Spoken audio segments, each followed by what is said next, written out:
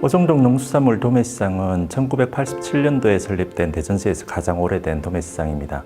이름에서도 알 수 있듯이 농산물과 수산물을 주로 유통하는 공영 도매시장입니다. 공영 도매시장이라는 것은 관리 주체가 대전시라는 뜻이고요. 시장 안에는 한밭수산, 대전청과 농협공판장 이렇게 3개 법인이 들어가 있습니다. 그 법인들과 함께 시장 안에는 약 2,000여 명의 상주 인원이 지금 근무를 하고 있습니다. 이 시장은 대전과 충청 지역에서 가장 큰 물동량을 처리하고 있습니다. 처음에 저희가 이제 여러 가지 조사를 하기 전에 환경조사, 자료조사 이런 것을 진행을 했었는데 이곳이 이제 도매시장임에도 불구하고 주차장이 협소하고 또 주변 시설이 노후되고 이런 문제가 있었습니다. 그 다음에 또 시장 내에서 발생하는 악취, 그 다음에 이제 인접, 도축장이나 위생 처리장이 인접해 있으면서 나타나는 악취 문제 이런 것들이 좀 산적해 있다라고 하는 것을 사전에 좀 인지하고 조사에 들어갔습니다. 리빙랩이라는 것은 본래 기술 혁신 그리고 기업 혁신의 방법으로서 도입이 된 것입니다. 그런데 이 리빙랩을 공공의 영역에서 관심을 가지게 되었습니다. 공공의 영역에서 관심을 가지게 되면서 사회혁신이라든지 지속가능성 이런 차원으로 의미가 확대가 되게 되었습니다. 오정동 농수산물 도매시장은 이제 공공의 장소이기 때문에 저희가 리빙랩 방식을 통해서 시장 안에 종사하는 당사자들의 참여를 끌어내기 위해서 리빙랩이라는 방식을 사용하게 되었습니다.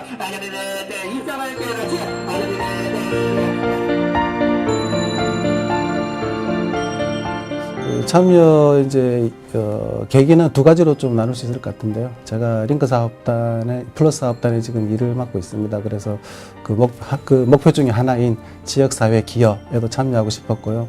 아마 다른 교수님도 마찬가지일 텐데 저도 제가 아는 지식 미약하나마 또 지역사회 문제에 활용할 수 있다는 측면에서 참여를 하게 되었습니다.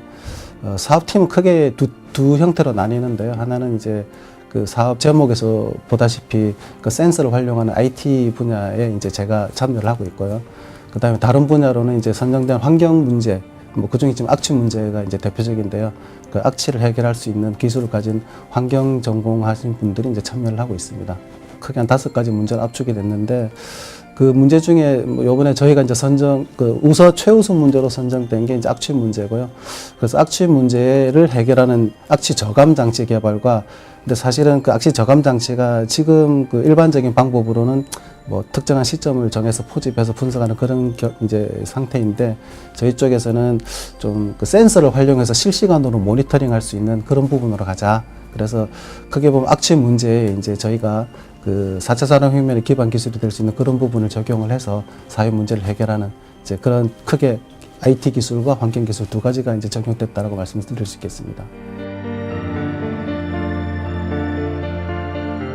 처음에는 그 동사무소에 민원 들어온 건 없는지 확인을 좀 했고요. 그리고 그 관련 논문 조사, 그리고 인터넷을 통해서 오정동 시장이 지금 어떤 상황인지 그런 거를 전체적으로 조사했습니다. 그 후에는 저희들끼리 세미나를 통해서 다른 지역 사례, 연구, 그리고 이제 자료를 통해서 서로 발표를 했고요. 그리고 현장 답사를 갔습니다. 그래서 우리의 시각으로 어떤 문제들이 도출될 수 있을지 사전에 먼저 회의를 했습니다. 여기가 제일 냄새나죠. 다른 데는 수산시장보다 좀 도매 쪽에 오는 그 냄새가 나더라고요. 이게 여기서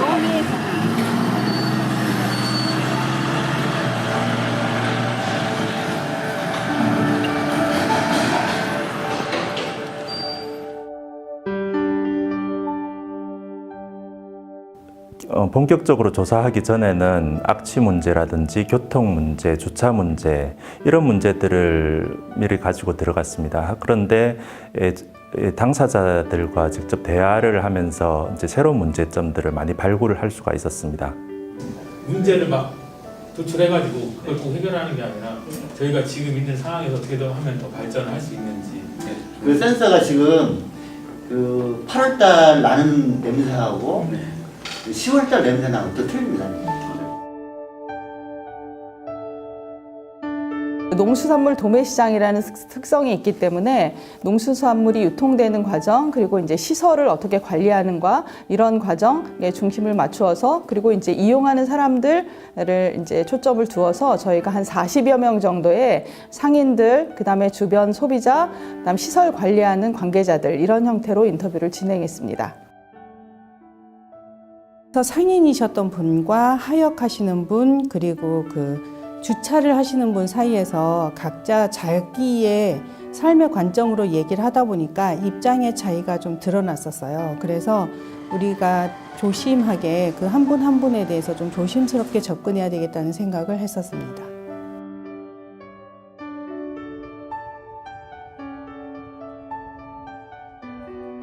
여기다 설치를 좀 보고서요, 대장님. 뭐 적당한 어느 쪽에 나은가를 좀 하도록 하겠습니다. 좀 보겠습니다. 둘러보고. 예, 이렇게.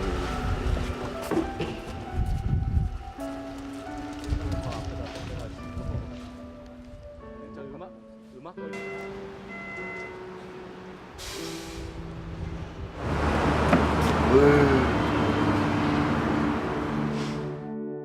장도 이쪽에다가 설치해서 하도록 할게요. 내가 외국인들 관리자거든요. 예.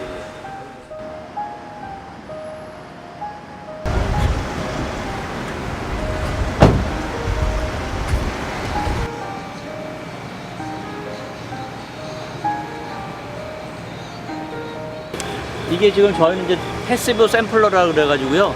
저희가 이제 그 냄새가 제일 많이 나는 데를 찾아봤어요. 그랬더니만 좀 저희가 총 이제 한 20군데를 냄새 많은 데를 찾아가지고 지금 이렇게 패시브 샘플러를 설치합니다. 그래서 요거는 저희가 한 48시간 이상 그렇게 해놓고 그러면 여기 이제 냄새가 요게 다 축적을 하게 돼서 요거를 저희들이 나중에 48시간 후에는 다시 연구실로 가져가서 어느 쪽에 가장 오염도가 높은지 이제 그런 성분을 저희가 조사하러 이제 연구실로 가서 분석을 하는 그런 거를 저희 지금 하고 있습니다.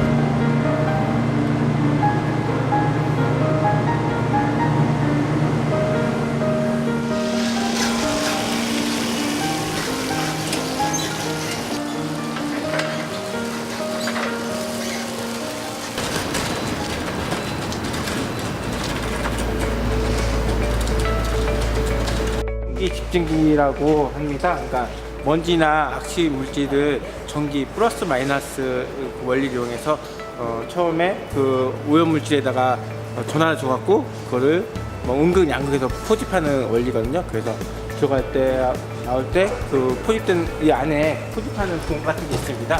거기에 포집돼갖고 오염물이 제거되는 원리의 전기 집중기라고 합니다. 일단 이게 100% 된다는 걸 가정하는 게 아니고요. 이걸 한번 적용해보고서 이게 된다면 이걸 더 활성화시키는 거거든요. 리빙넷 자체가 답을 알고 그 답을 100% 답을 얻게 하는 게 아니라 그 과정의 자체가 리빙넷이기 때문에 그 과정의 하나의 일환입니다. 이걸 설치하고 이 안에 있는 냄새나 오염물질 100% 저희가 아직 확신을 못 하거든요. 이게 되나 안 되나 한번 평가하는 그 개념이라고 생각합니다.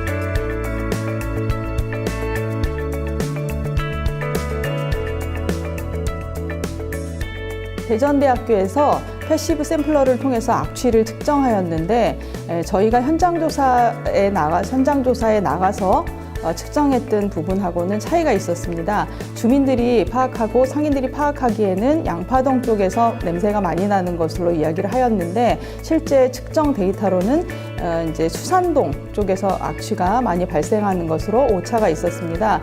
그런 오차를 확인하기 위해서 저희가 수산동 주변에 가서 다시 보행을 통해서 악취 상황을 점검해야 되는 그런 일들이 발생을 했습니다.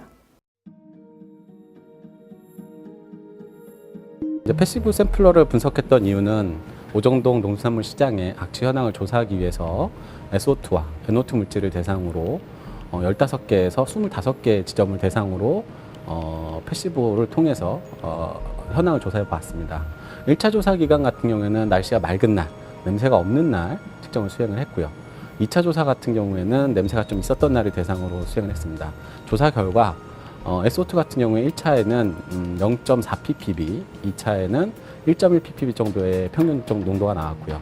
암모니아 같은 경우는 1차 같은 경우에는 한 10 ppb 이하, 그 다음에 2차 같은 경우에는 40 ppb 정도의 값이 나왔습니다. 이 결과를 봤을 때 냄새가 없었던 날에 비해서 냄새가 있었던 날의 농도가 높다라는 게 이제 수치적으로 나왔고요. 특히 암모니아 같은 경우에는 수치를 관능도로 환산할 경우에 한 1에서 2도 정도의 냄새 영향이 있었던 것으로 추정할 수 있습니다. 그러니까 이제 센서 기반이 되는 솔루션을 만드는 게 이 뭐 과제 목적 중에 하나였고, 그 중에 이제 악취 해결을 하기 위한 방법으로서 이제 전기 집진기를 활용해 봤습니다. 뭐 전기 집진기라는 거는 기본적으로 있던 어떤 장비, 그러니까 저감 장비인데요. 저희는 센서, 악취 센서를 이용해서 효율 평가를 수행해 봤고요. 수행해 본 결과 어느 정도의 저감 효과, 즉 한 60% 정도의 효과는 얻었습니다. 그러니까 있는 것으로 나타났는데요. 그게 용량의 크기라든지, 그다음에 어떤 조건에 의해서는 더 그러니까 전기집진기 용량, 어떤 주변 환경에서 더 높일 수 있긴 하지만 최소 양의 했을 경우에 정도의 효과를 얻는 것으로 확인을 했고요. 그리고 이런 추가적으로 또 전기집진기뿐만 아니라 그 위에 후단에 뭐 활성탄을 더 추가해서 추가 실험을 시행해서 효과를 분석 중에 있습니다.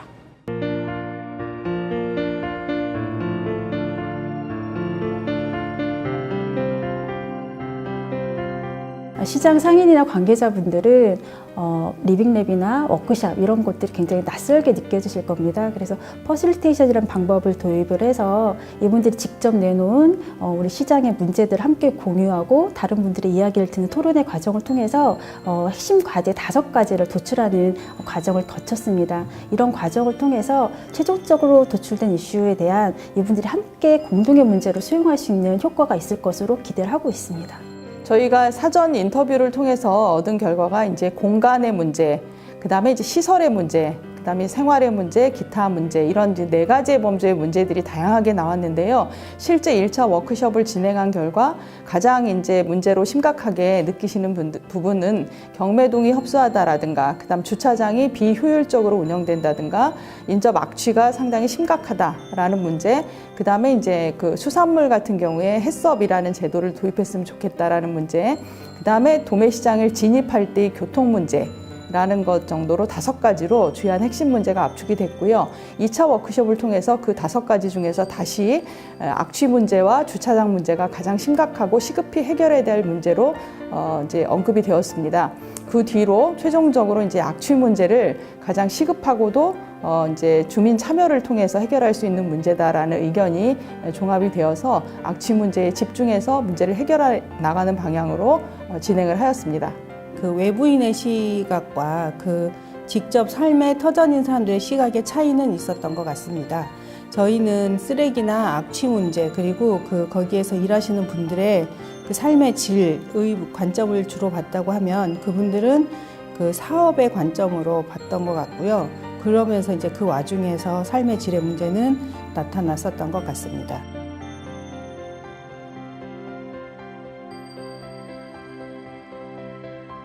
대전시 입장, 그리고 대전 시민 입장에서 보면은 시민 참여형 과제가 시작된 것 자체가 굉장히 큰 의미가 있다고 생각합니다. 저희가 과제를 수행하면서 시장 종사자들이 자신의 문제를 이야기를 하고 여러 가지 문제점들에 대해서 새롭게 인식할 수 있는 그런 계기가 됐다는 점에서 이번 사업에 또 다른 큰 의미가 있다고 그렇게 생각을 합니다. 이런 지역사회 문제를 발굴하고 좀 체계화하고 기술을 찾고 기술을 또 개선하는 그 일련의 과정에 대한 이제 체계화된 어떤 그걸 이제 보통 우리 테스트 베드라고 부를 수 있을 텐데요. 그런 테스트 베드를 이제 만드는 게 최종 목표이고, 최우선 문제로 선정된 악취 문제를 해결을 했고, 뭐 오늘 워크숍에서도 이제 대전청과 대표님께서 말씀하신 그 주차 공간 문제라든가 주변 또 악취 문제라든가 이제 여러 가지 문제가 좀 남아 있는 것 같아요. 그래서 그런 문제는 실제로 이제 리빙랩 개념에 걸맞게 계시는 분들이 어려워하니 뭐 신속하게 이제 좀 해결이 돼야 되지 않나라고 생각을 하고요. 그래서 앞으로도 이런 지역사회에 공헌할 수 있는 기회를 또 찾아서 이런 산적한 문제들을 해결해야 될 거라고 생각을 합니다.